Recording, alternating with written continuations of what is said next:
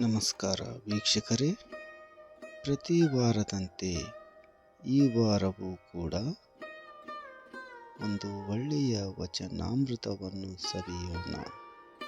ವೀಕ್ಷಕರೇ ಬನ್ನಿ. ಬ್ರಹ್ಮ ಪದವಿಯನ್ನೊಲ್ಲೆ, ವಿಷ್ಣು ಪದವಿಯನ್ನೊಲ್ಲೆ, ರುದ್ರ ಪದವಿಯನೂ ಒಲ್ಲೆ, ನಾನು ಮತ್ತಾವ ಪದವಿಯನ್ನೊಲ್ಲೆನಯ್ಯ. ಬ್ರಹ್ಮ ಅಂದ್ರೆ ಯಾರು? ಬ್ರಹ್ಮಾಂಡದ ಸೃಷ್ಟಿಕರ್ತ,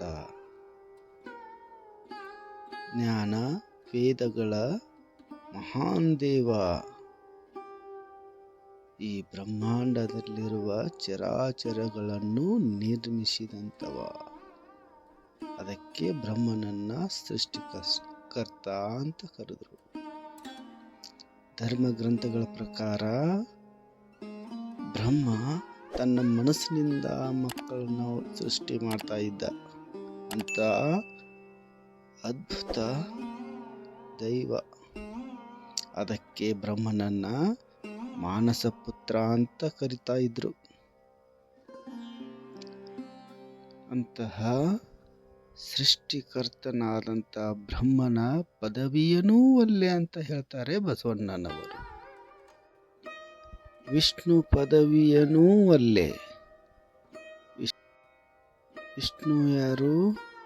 ಬ್ರಹ್ಮಾಂಡದಲ್ಲಿ ಧರ್ಮವನ್ನು ರಕ್ಷಿಸಲು ಅವತಾರಗಳನ್ನು ಎತ್ತಿರುವ ಪ್ರಮುಖ ದೈವ, ಅವತಾರ ಪುರುಷ ಅವನು. ನೋಡಿರ್ಬೇಕಲ್ಲ, ಕ್ಷೀರಸಾಗರದಲ್ಲಿ ತೇಲ್ತಾ ಇರುವ ಶೇಷ ಸರ್ಪದ ಸುರುಳಿಗಳ ಮೇಲೆ ತನ್ನ ಸಂಗಾತಿಯಾದ ಲಕ್ಷ್ಮಿಯೊಂದಿಗೆ ನಿದ್ರೆಯನ್ನು ಮಾಡುತ್ತಿರುವ ಫೋಟೋಗಳನ್ನು ನೀವು ನೋಡ್ತಾ ಇರಬೇಕಲ್ವಾ.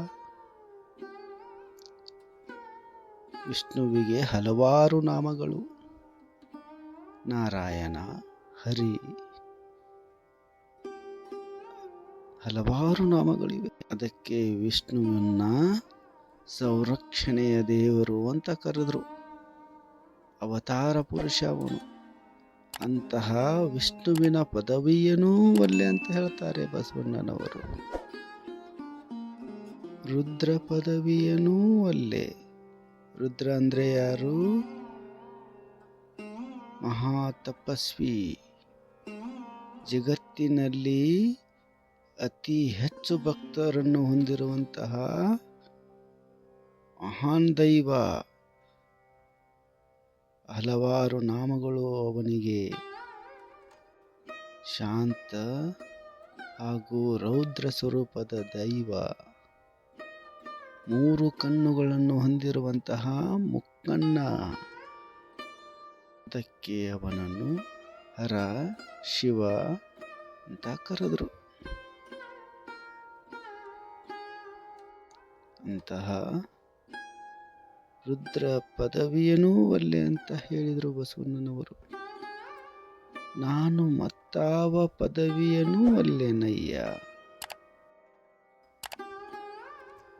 ಕೂಡಲ ಸಂಗಮ ದೇವ, ನಿಮ್ಮ ಸದ್ಭಕ್ತರ ಪಾದವನರಿದಿಪ್ಪ ಮಹಾ ಪದವಿಯೇ ಕರುಣಿಸಯ್ಯ ಅಂತ ಕೇಳ್ತಾರೆ.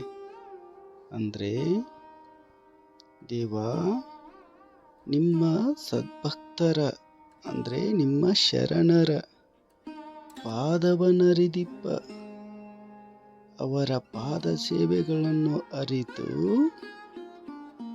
ಅವರ ಸೇವೆ ಮಾಡುವಂತಹ ಮಹಾಪದವಿಯನ್ನೇ ಕೊಡು ತಂದೆ ಅಂತ ಆ ಸಂಗಮನಾಥನಲ್ಲಿ ಕೇಳ್ಕೊಂತಾರೆ.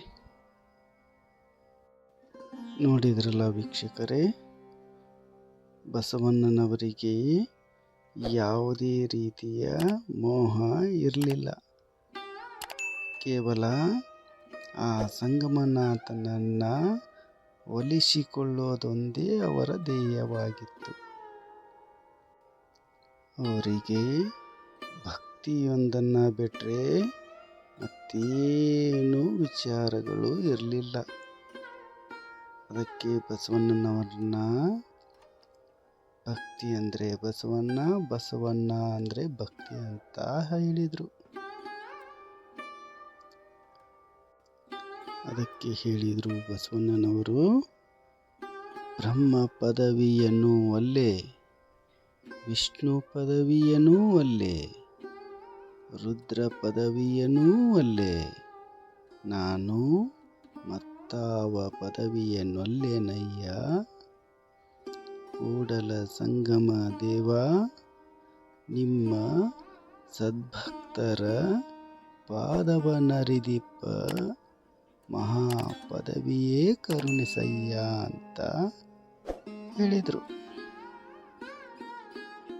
ಇಲ್ಲಿಯವರೆಗೂ ವಚನಾಮೃತವನ್ನು ಆಲಿಸಿದಂತಹ ಎಲ್ಲ ವೀಕ್ಷಕರಿಗೂ ಧನ್ಯವಾದಗಳನ್ನು ಹೇಳುತ್ತಾ, ಮತ್ತೆ ಮುಂದಿನ ವಾರ ಇಂತಹದೇ ಒಂದು ವಚನಾಮೃತವನ್ನು ತಮ್ಮ ಮುಂದೆ ಸಾದರಪಡಿಸುತ್ತೇನೆ.